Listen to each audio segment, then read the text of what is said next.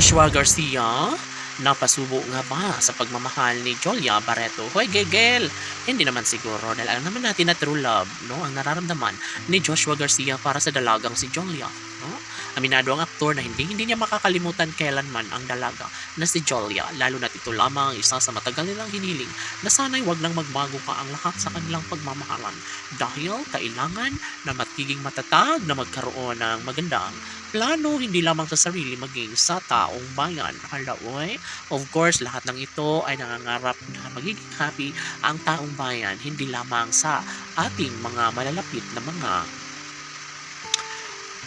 kaibigan. Of course, si Joshua Garcia ay handang-handa na para gawin ang lahat upang sa ganoon ay magiging happy naman ang puso't isipan ni Jolia at Joshua. Hala, uy, napakaswerte naman ni Jolia dahil nariyan si Joshua Garcia na handang magmahal, na handang ipaubaya sa lahat ang isang pag-ibig na nagbibigay saya at kaligayahan sa lahat. Dapat ay mangyayari ang isa sa pinakahinihintay ng taong bayan.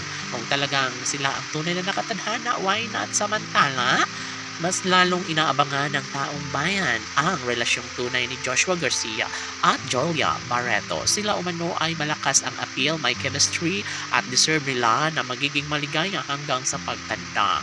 Dapat ay hindi umano magbabago ang lahat sa kanilang pagmamahalan lalo na ito lamang isa sa matagalang hinihiling ng lahat. Of course, si Jolia Barreto ay handang-handa na sa lahat ng pag-ibig nila ni Joshua Garcia. Aminado ang aktres na tila wala na siyang gana bilang isang nagmamahal ng tunay at tapat kay Joshua Garcia. Oy, of course, excited na ang taong bayan kung paano maging makatotohanan ang lahat sa pagmamahal ng tunay ni Joshua at Jolia. Tanong ng mga netizens, dapat nga ba na maisakatuparan na sa mas lalong madaling panahon ang relasyong tunay ni Jolia Barreto at Joshua Garcia? Oh my God! Lahat ay posible na mangyayari kaya kahit ano pa ang sasabihin ng mga bashers, pikit lamang at wag na nating hintayin pa kung mayroon nga bang posibilidad na mangyayari ang pag-iisang dibdib ni Jolia at Joshua. Tanong ng mga netizens, kailangan nga ba ng mahiwagang pagmamahal para kaya Joshua Garcia?